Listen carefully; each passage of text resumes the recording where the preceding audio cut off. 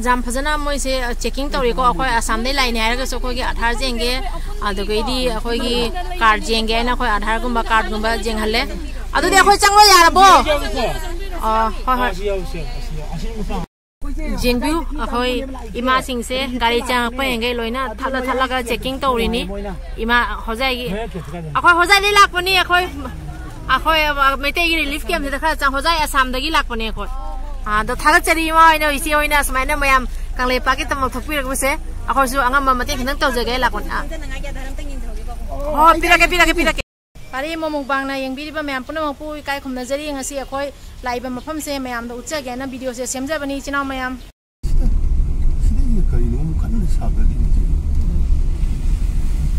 फजगरबा मफमनी अदो ओरसु होजिक तौइबा मतो मोंग से खनबदा जाम नोआइते खामेलोक जौरे खामेलोक इम्फाल ईस्ट अखोयना चलीबसे होजे खामेलोक तनी खामेलोक की मफम दो जौरगा दो रिलीफ कैम्प द चलुरनी अदुगई ngarang nahan da thokiba thodok adugi mafam dugani chalibase akoy huji akai lam haino ima se asum singjang mai yunam lekai da lae ngasi se ase khoi mai da leirani singjang mai yum singjang mai yumnam lekai da huji akoy siga manipur gi ima singsu akoy lai heba duga mayam su unaba lai ado ima sing sigi mogi ming kai am ta hayan jarake jina kai pampuri ge secretary nangthaban kunja makha lekai nangthaban gi ima nesna mera paibe gi secretary oiri aye adu akhosmaina ima tai sila ima gi su amta habiro moitum thaba aina member oina dum le asina ima su motum thaba kauri mera paibe gi member oiriba adu aina sorojini aina mera paibe gi akogi advisor oina lai ase ima sina mera paibe gi advisor oina lai asmaina ima meyam akhoi lai habadu unaba lai ni khoina huji huji lairiba kaino khoina lairiba lamse khoina lairiba lamse singjang mai yumnang leikai da ko adu ima sing akhoi unaba lai laiba ima meyam sonda loi phami akhoi wari khara sana gi ge adu di china meyam lo khamen lo ki ching do adoi duga nongjum do adugi du mayam duty tariba ko ado asigani changi bodo ado makha tabe changba jadrabani na khoi changaroige ado video swai loisen jarage awni pukhaw gi chingni tari je jengbu mayam pukhaw ai do si ching jini pukhaw menrokte halai huji irang thoi mafam je jengbu akoina halai huji irang thoi mafam siga ubra mayam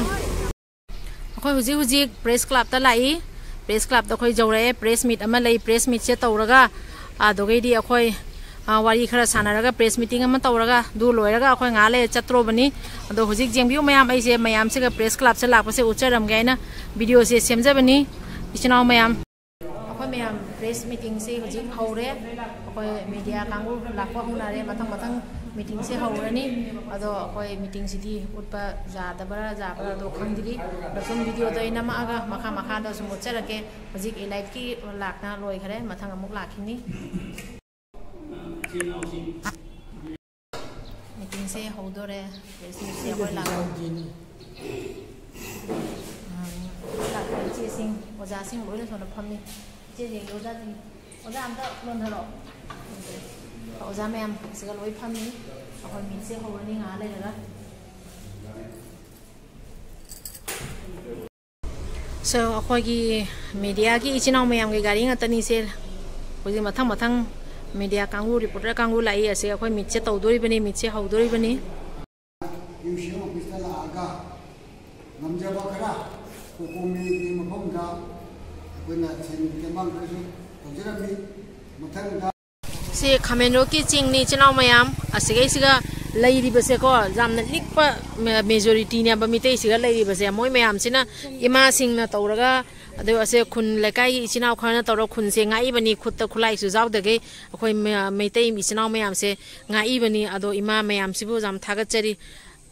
इमा पुनमपु थागचरी Hirang thui ubra mayam ju ji chali se akhoi phayeng dania bako ado se ching atani jemu akhoi loya kem da chatori bani se ching atani ho si lambi se simarak tani akhoi na lai se tawi state police mayam mama se relief camp ni lai ni se loina thokla e dik chake tawri jengbiu meeting se hori jengbiu chinaw mayam khoi meeting se chali la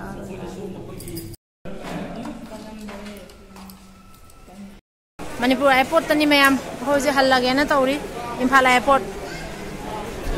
posei mayam se jeng khoi halli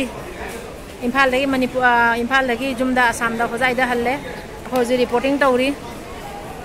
checking tawri halle isi hoi khoi mayam khoi change airport manung da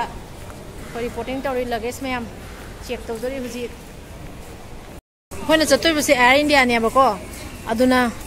makeno sin je tonga le khoi Air India ne chatoi si Air India gi leire sonda Indigo gi leire asmai na ma gi loi tonga li khoi na Air India da ni chatoi se siga boarding pass tawrani boarding pass to bomda lai akhoi huji thabak puna mak loire reporting tawba khotpa boarding pass tawba loire huji plane gi matam tamangai re ado ngai raga akhoi ngak le raga hojai na muk jawrani kanglei pak ta thori ba thodong yam da yam ngai te ado so khoi handa bati ja da bina hale ai gi ticket siga leire ai bag taru purai adu gi ticket ni se khoi flight da leire akhoi tong na ba huji boating tawba hore changani karani chinaw mayam akhoi huji tong do re gari akhoi flight akhoi gi lae Air India da akhoi karani dik chalani chinaw mayam